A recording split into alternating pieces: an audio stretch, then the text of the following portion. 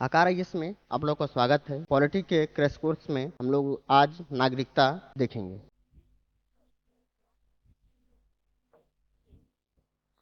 नागरिकता जिसे हम लोग सिटीजनशिप के नाम से जानते हैं, ठीक है। ये संविधान के भाग 2 में है। भारत में एकल नागरिकता का प्रावधान है।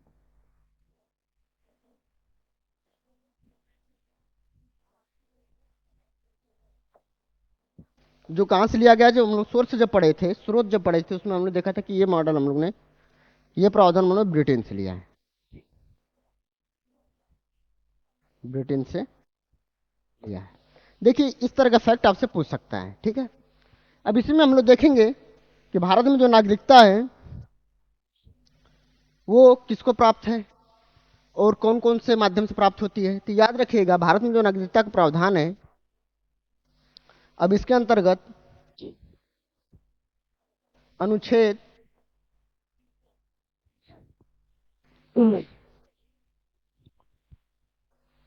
5 से लेकर 11 तक नागरिकता से क्या करता है,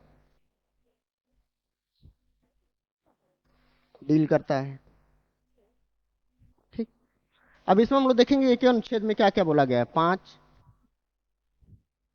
6, 7, 8, 9, इसे 10 11 में भी हम लोग क्या करेंगे, इसके बारे में देखेंगे। सबसे पहले 5 में दिया गया है संविधान के प्रारंभ में नागरिकता। अब देखिए, एक चीज और पूछता है भारत में इस नागरिकता के संदर्भ में। एक एक आर्टिकल पढ़ने के बाद भी हम लोग एक चीज, मुख्य चीज देखेंगे जिसमें अधिकतर प्रश्न में पूछे जाते हैं, ठीक है। तो इस चीज को ध्यान में रखिएगा आप लोग, ठीक है। तो इसमें हम लोग देखेंगे कि जो संविधान के प्रारंभ में नागरिकता की बात करता है, इसमें कहता है कि व्यक्ति का यहाँ कैसे कैसे नागरिकता पा सकता है। पहला बोलता है जन्म से, जन्म के आधार पर आपको नागरिकता मिल सकती है। जन्म के आधार पे इसमें ये बोलता है अगर माता पिता, ठीक है, किसी भी जन्म भारतीय क्षेत्र में हुआ हो, अगर उसके माता पिता के जन्म का भारतीय क्षेत्र में हुआ हो और उसके पास भारत की नागरिकता है, तो उसका होने वाला पुत्र भी क्या होगा, भारत का नागरिक होगा। इसके बाद जो संविधान लागू होने के ठीक पहले से, मतलब जब संविधान हमारा 26 जनवरी 1949 को जब लागू हुआ था, उसके ठीक पहले से 5 साल पहले से अगर कोई व्यक्ति भारत में आकर रह रहा हो तो उसको भी क्या हो जाएगी, नागरिकता जन्म से मिल जाती है। तो ये प्रावधान हमारे किसमें है, इसमें दिया हुआ है। अब हम लोग देखेंगे आर्टिकल 6 क्या कहता है। इसमें पाकिस्तान से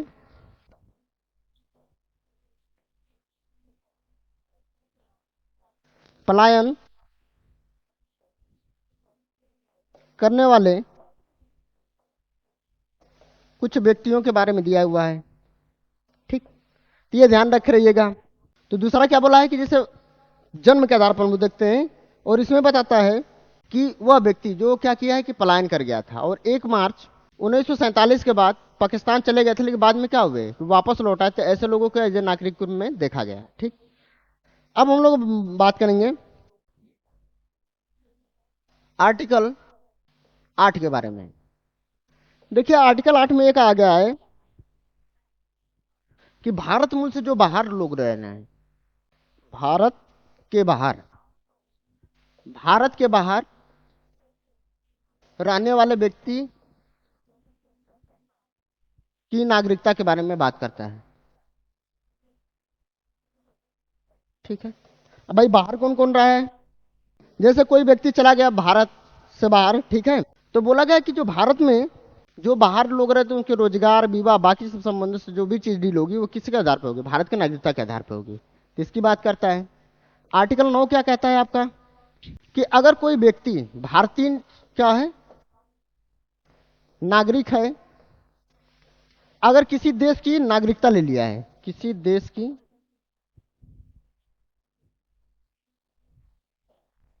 नागरिकता ले लिया है, तो उसकी नागरिकता क्या होगी, स्वयं खत्म हो जाएगी।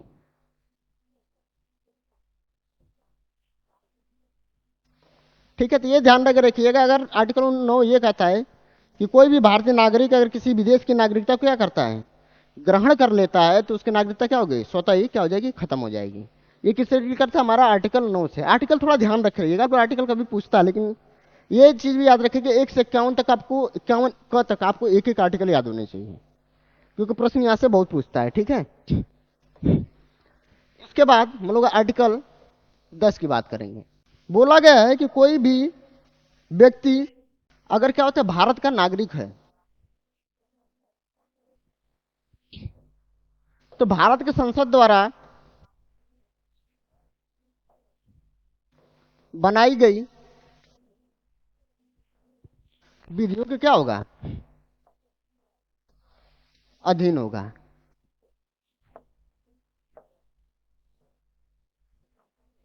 चाहे वो कहीं भी हो। ठीक है, तो ये ध्यान रख रहे हैं, कोई भी एक भारत का नागरिक है, अगर देश के बाहर भी हो चाहे देश के अंदर भी हो, तो उसके ऊपर भारत संसद द्वारा जो भी विधि बनाई जाएंगी, सभी चीजें क्या होंगी, उस पर लागू होंगी।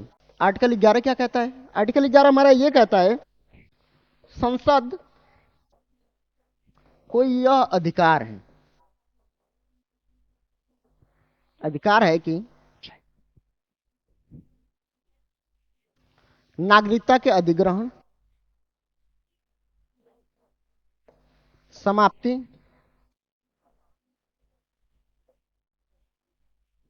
समाप्ति और इसके अलावा अन्य कोई मामला हो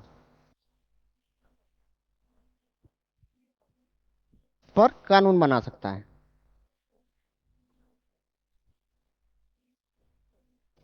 ये याद रखिएगा, इसमें केवल संसद की बात क्या है, ना कि स्टार बना कर लीजिए आप लोग कि राज्य की विधानसभा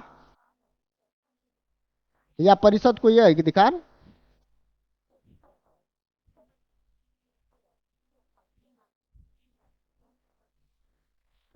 नहीं है। ठीक है, इस चीज को आप लोग को क्या करना है, ध्यान रखना है। तो आप लोग को थोड़ा सा एक बार फिर हम रिवीजन करा दे रहे हैं कि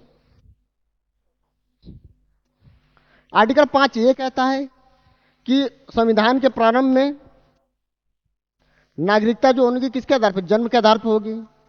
अगर बच्चे का जन्म क्या होता है, भारत में होता है, और उसके माता पिता क्या है, नागरिक हो, तो उसको भी क्या हो गया, जन्म से ही मिल जाता है, क्या नागरिकता मिल जाती है। माता पिता अगर जो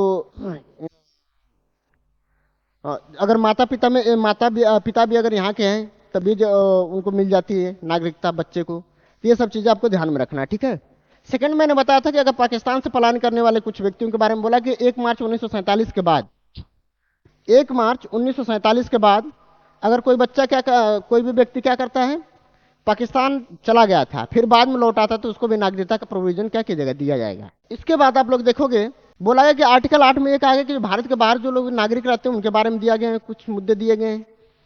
आर्टिकल 9 ये बोलता है कि भारत के नागरिक किसी देश की अगर नागरिकता को ग्रहण कर लेता है, तो उसकी नागरिकता स्वतः क्या हो जाएगी, समाप्त हो जाएगी। किसमें, आर्टिकल 9 में बोला गया है। इसी तरह आर्टिकल 10 में बोला है कि भारत का अगर नागरिक होगा, तो देश से या कहीं भी रहेगा, उसके ऊपर क्या होगा, भारत के संसद की विधि और नियम कानून क्या होंगे, लागू होंगे। इसके अलावा आर्टिकल 11 जो डील करता है, आर्टिकल 11 ये बोलता है कि संसद को यह अधिकार है कि किसी नागरिक के अधिग्रहण, समाप्ति और अन्य मामले में कौन नियम बना सकता है, केवल संसद कानून बना सकता है। किस व्यक्ति को किस तरह की नागरिकता, कितने क्राइटेरिया क्या होनी चाहिए, उसके आधार पर जो नागरिकता देने का प्रावधान है किसमें, संसद केवल दिया गया, ना कि राज्य के विधानमंडल या राज्य के विधान परिषद को। तो ये चीजें आपको ध्यान में रखनी है। अब देखिए, नागरिकता जो अर्जित की जाती है, ये प्रश्न पूछता है डायरेक्ट,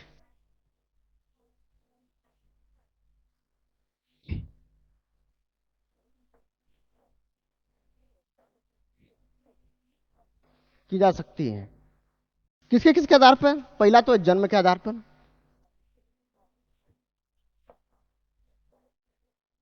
दूसरा किसके आधार पे, वंश के आधार पे,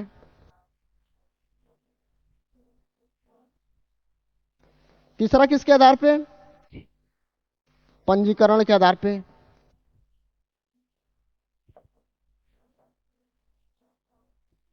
चौथा किसके आधार पे, देशीकरण के आधार पे,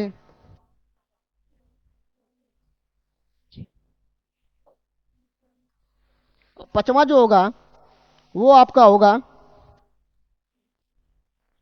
भूमि अर्जन के द्वारा। ठीक। तो बोला गया कि जन्म के आधार पर नागरिकता देने का प्रावधान है हमारे यहाँ, वंश के आधार पर नागरिकता देने का प्रावधान है, पंजीकरण के आधार पर नागरिकता देने का प्रावधान है हमारे यहाँ, पंजीकृत करा लीजिए 10 साल रहिए, इस तरह के प्रोविजंस कुछ हैं, उसको ध्यान में रखना है आप लोग को। देशीकरण के आधार पे, ठीक, देशीकरण के आधार पे आपको प्रोविजन है कि मैं आपको नागरिकता दे दी जाएगी। एक चीज है भूमि अर्जन के द्वारा भी नागरिकता दी जाती है, लेकिन भूमि अर्जन के द्वारा ध्यान रख रहे हैं कि स्वतः नागरिकता प्राप्त नहीं होती है।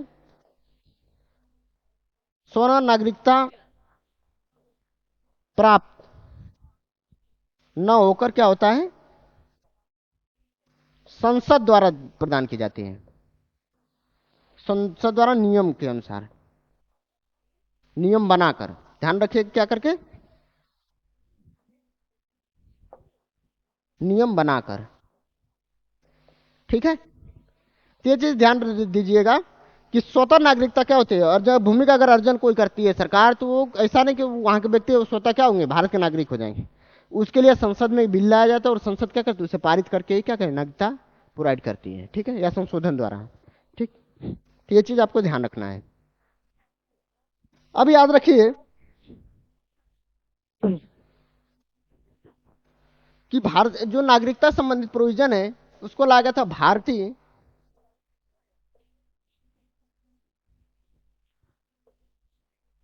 नागरिकता अधिनियम 1955 क्या करता है, रेगुलेट करता है। ठीक, हालांकि इस अधिनियम को 1986, 1992, 2003, 2005, 2015 और 2019 में क्या किया गया है, संशोधन किए गए हैं।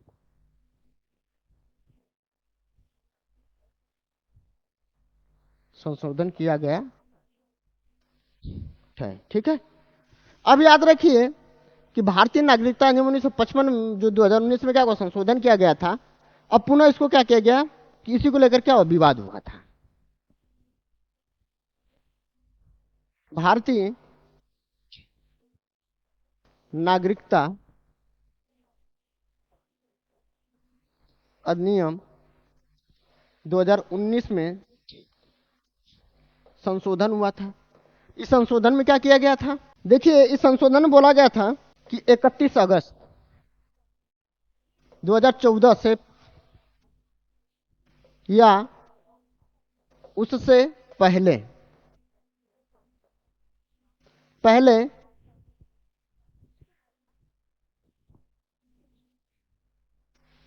अफगानिस्तान, बांग्लादेश और पाकिस्तान, इन 3 देशों से आने वाले नागरिक, इन देशों के आने वाले नागरिक नागरिक जो जैन, बौद्ध, सिख, हिंदू, पारसी और ईसाई क्या है, समुदाय से हैं, समुदाय से हैं, इन्हें अवैध प्रवासी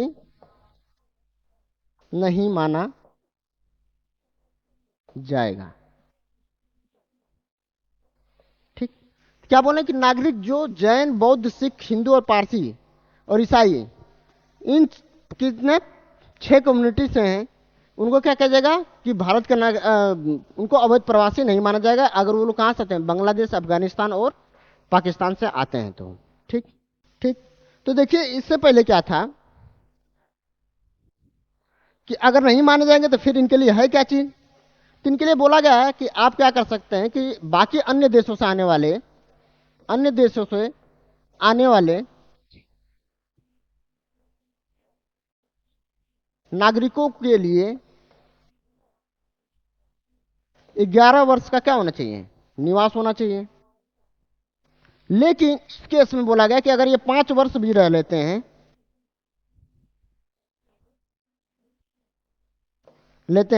तो एलिजिबल हो जाएंगे किसके लिए, भारत की नागरिकता के लिए। ठीक है, तो हम फिर से रिपीट करेंगे इस चीज को। ठीक, हम लोग देख लेंगे फिर से। भारतीय नागरिकता अधिनियम 2019 संशोधन लाया गया था। इस संशोधन में क्या गया कि 31 अगस्त 2014 से या उससे पहले, ठीक, अगर कोई व्यक्ति अफगानिस्तान, बांग्लादेश और पाकिस्तान के अगर नागरिक हो, और वह नागरिक जो है जैन, बौद्ध, सिख और हिंदू और पारसी ईसाई, ये आपके जो 6 समुदाय हैं से है, तो वो अवध क्या बोलते हैं, प्रवासी नहीं माना जाएगा। इसके अलावा देखिए, अगर भारत में देखेंगे तो नागरिकता पाने के लिए कम से कम आपको 11 वर्ष का होगा भारत में आपको व्यतीत करना पड़ेगा। लेकिन इन समुदायों के लिए इस अधिनियम में बोला गया कि इन सब समुदायों के लिए अगर वो 5 वर्ष भी भारत में रहते तो वो नागरिकता के लिए क्या होंगे, इलिजिबल हो जाएंगे। ठीक है, ये प्रोविजंस दिए गए थे। हालांकि इसको लेकर कुछ एग्जिम्सन भी दिए गए थे। एग्जिम्सन, छूट दिया गया था। छूट किसको किसको दिया गया था, ये थोड़ा ध्यान देने वाली बात है। देखिए, पहला जो छूट दिया गया था वो बोला था कि जो 6वीं अनुसूची के लोग हैं,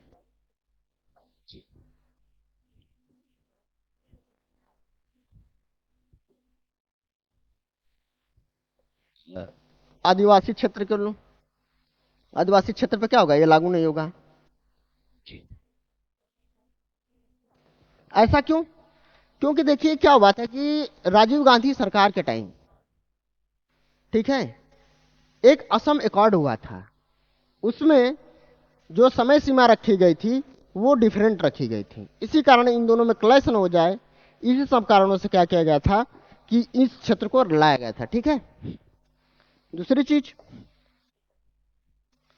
इसके अलावा बोला गया, इसमें भी कौन कौन होगा, इसमें बोला गया था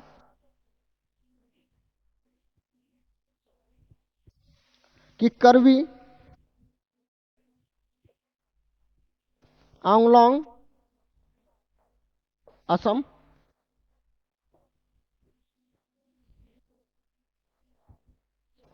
गारो हिल मेघालय, चकमा जिला,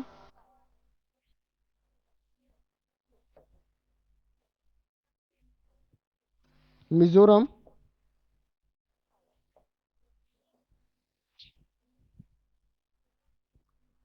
और त्रिपुरा क्या है, आदिवासी क्षेत्र।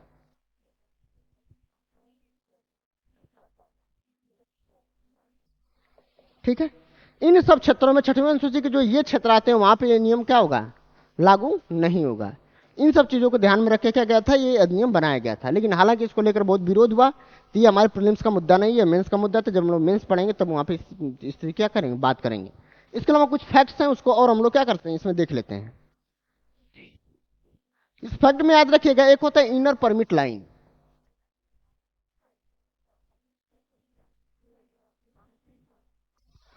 इनर परमिट लाइन वो नॉर्थ ईस्ट में एक कुछ जो आपके क्षेत्र है वहां पे लागू है, या कुछ स्टेट है लागू है, जहां पे अगर आपको जाना होगा तो आपको क्या होगा, पहले वहां के जो अथॉरिटी उससे क्या होगा, परमिशन लेना पड़ेगा। ठीक है, तो ये कहाँ कहाँ पे लागू है, इसको ध्यान में रखिएगा आप लोग। अरुणाचल प्रदेश,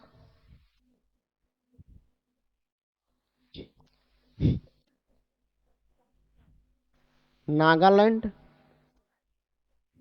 और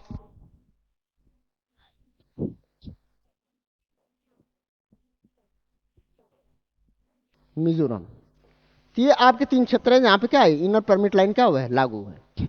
इतना प्रीलिम्स के लिए काफी है। ठीक है, इसके बाद ध्यान रख रहिएगा कि जो इनर परमिट लाइन है ये रेगुलेट कैसे होता है, तो ये रेगुलेट होता है बंगाल,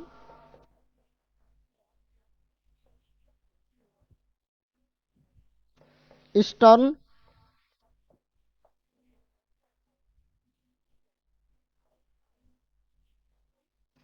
फ्रंटियर,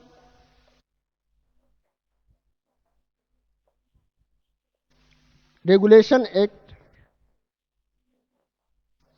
रेगुलेशन 8073 के तहत। ठीक, तो ये चीज भी ध्यान रख रहिएगा आप लोग, ठीक है। तो ये व्यवस्था की गई है। तो जितना भी चीजें हो सकती है नागरिकता से संबंधित, उस चीज को हम लोगों ने क्या किया, आज डिस्कस कर लिया, ठीक है।